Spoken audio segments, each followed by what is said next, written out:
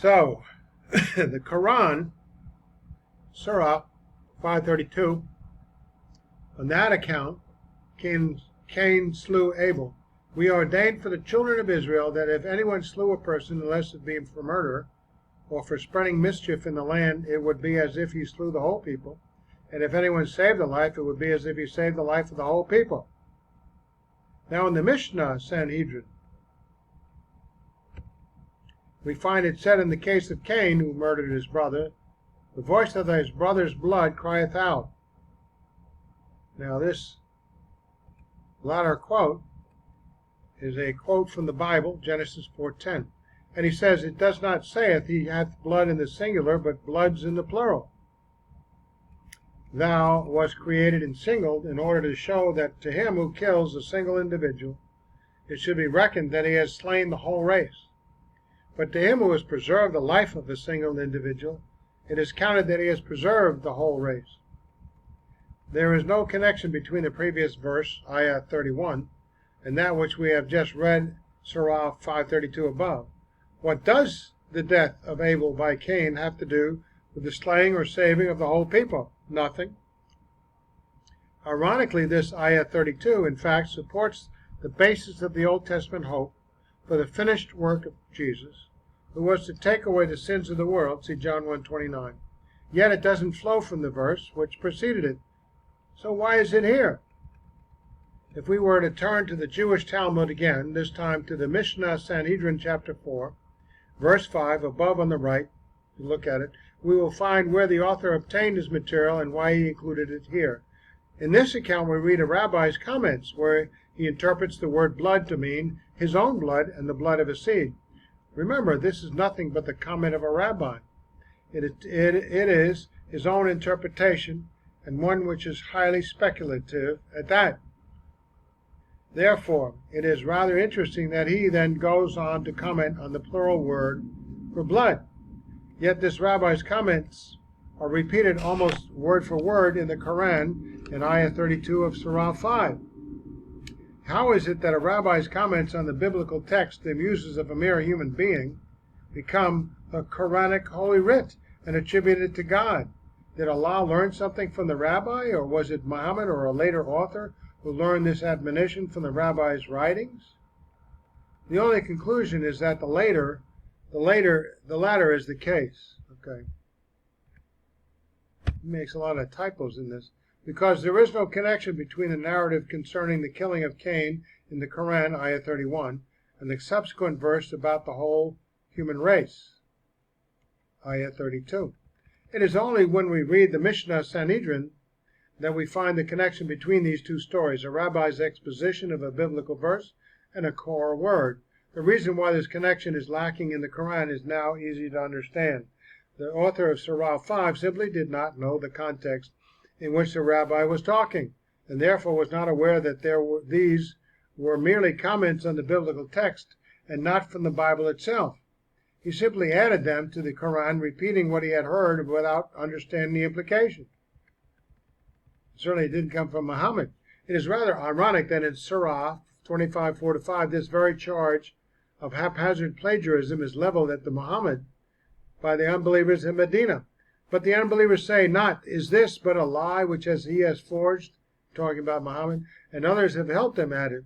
In truth, it is they who have put forward an iniquity and a falsehood, and they say tales of the ancients, which he has caused to be written, and they are dictated before him morning and evening. That appears what the Quran nature is, all these difficulties. This charge rings closer to the truth than many Muslims are willing to admit. It seems that those who did not believe in Muhammad or in the later redactions recognized the sources for these stories, since they had undoubtedly heard the same myths and fables from the Jews who were not only living in that area at that time, but came from the surrounding countries to the fairs at Mecca and other trading towns in the Hijaz. Of course, Muhammad was married to a number of Jews. He had, 7, 8, 9 wives? It seems quite obvious that the Quran cannot be accepted as the Word of God if there exists parallels in its narratives, which exist from myths and commentaries of other religions, such as we find here. Now, what about Abraham? Who will the real Abraham stand up? In Surah 21:51-71, we find the story of Abraham. Due to its length, it is not written here. We can read it for yourself. You can read it for yourself. In the Quranic account, Abraham confronts his people and his father because of the many idols which they worship. After an argument between Abraham and the people, they depart, and Abraham breaks the smaller idols, leaving the larger ones intact. When the people see this, they call Abraham and ask if he was responsible, to which he replies that it must have been the larger idols which did the destruction. He challenges them to ask the larger idols to find out, to which they reply, "Thou knowest full well that these idols do not speak." That's Ayah 65. He gives a taunting retort, and they then throw him into a fire. But in Ayah 69, Allah commands the fire to be cool, making it safe for Abraham, and he miraculously walks out unscathed. That's simply not in the Bible. There are no parallels to this story in our Bible. There is a parallel, however, in the 2nd century book of Jewish folk tales called the Midrash Rabbah. In this account, Abraham breaks all the idols except the biggest one. His father and others challenged him on this, and with an added bit of humor, which is missing in the Quranic account, Abraham responds by saying that he had given the biggest idol an ox for all the idols to eat. But because the smaller idols went ahead and ate, they thus did not show respect. The bigger idol consequently smashed the smaller idols. The enraged father did not believe Abraham's account, and so he took him to a man named Nimrod, who simply threw him into a fire. But God made it cool for him, and he walked out unscathed. So the similarity between these two stories is quite unmistakable. A 2nd century Jewish fable, a folklore, and a myth is repeated in the Holy Quran. It is quite evident that Muhammad or another author heard this story from the Jews, but because he could not read their books, though he had heard snatches of the biblical narratives from visiting Jews or even his wives, he simply assumed they came from the same source and unwittingly wrote Jewish folklore into his Quran over and over again. Some Muslims claim that this myth, and not the biblical account, is in reality the true word of God. They maintain that the Jews simply expunged it so as not to correspond with the later Quranic account. Without attempting to explain how the Jews would have known to expunge this very story, since the Quran was not to appear until centuries later, we nonetheless must ask where this folklore comes from. The Bible itself gives us the answer. Genesis 15:7, the Lord tells Abraham that it was he who brought Abraham out of Ur of the Chaldeans. Ur is a place, also mentioned in Genesis 11:31. We have evidence that a Jewish scribe named Jonathan ben Uziel mistook the Hebrew word Ur for the Hebrew word which means fire. Thus, in his commentary of this verse, he writes, "I am the Lord who brought you out of the fire of the Chaldeans." Consequently, because of this misunderstanding, and because of a misreading of the biblical verse, a fable became popular around this era, which stated that God had brought Abraham out of the fire. With this information in hand, we can therefore discern where the Jewish fable originated, from a misunderstanding of one word in a biblical verse by one errant scribe.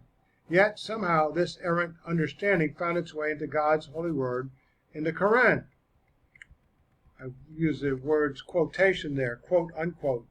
It is obvious from these examples that the author of the Quran simply repeated what he had heard, and not being able to distinguish between that which he had heard and that which was biblical truth, he simply compiled them side by side in the Quran. How about Mount Sinai? Doing a lot of good detective work here. The story found in Surah 7171 of God lifting up Mount Sinai and holding it over the heads of Jews as a threat to squash them if they rejected the law is not recognizable from the biblical account. And well, it should not be, for it hails from another 2nd century apocryphal Jewish book, the Abdua Sarah. So look that one up. Here's another one, Solomon and Sheba. This such nonsensical stuff. In Surah 27:17-44, we read the story of Solomon, the hoopoe bird, and the Queen of Sheba. After reading the Quranic account of Solomon in Surah 27, it would be helpful to compare it with the account taken from Jewish folklore. The second Targum of Esther, which was written in the 2nd century CE, nearly 500 years before the creation of the Quran. Quran, Surah 27, 17 to 44. And before Solomon were marshaled his hosts of jinns and men and birds, and they were all kept in order and ranks. And he took a muster of the birds, and he said, Why is it I see not the hoopoe? Or is he among the absurdities?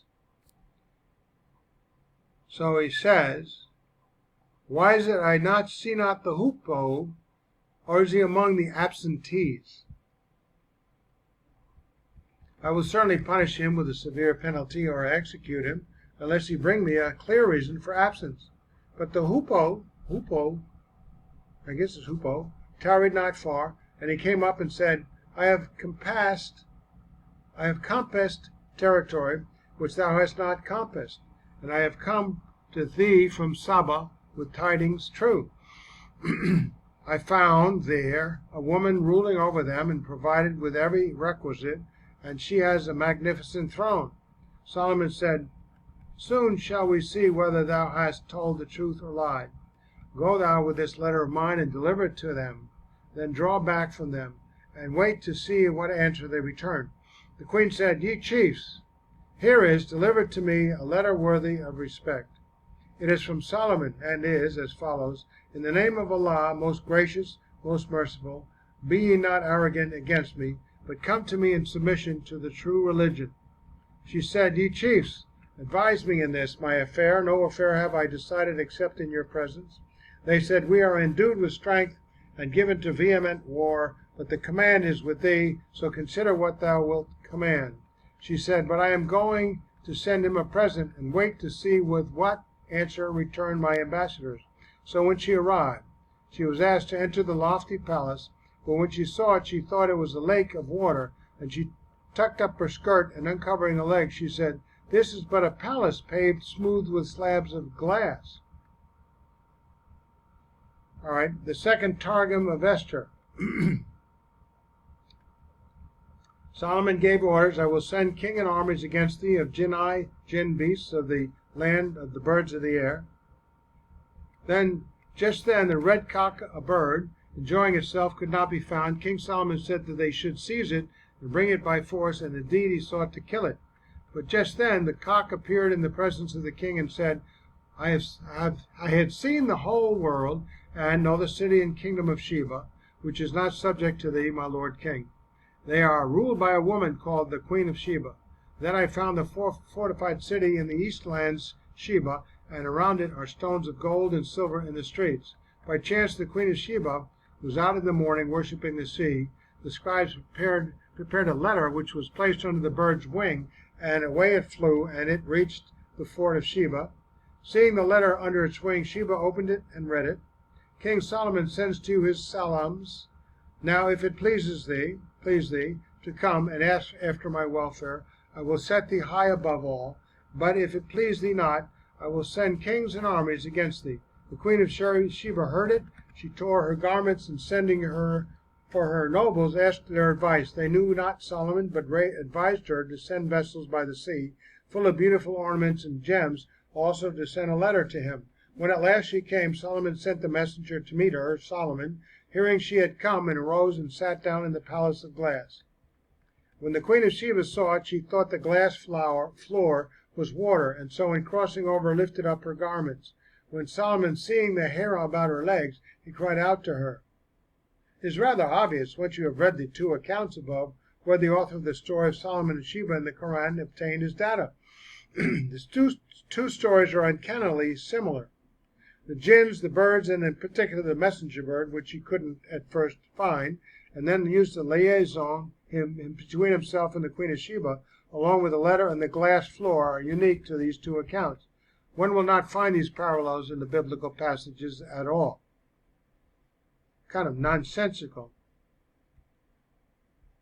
All right. We have Mary, Imran, and Zechariah.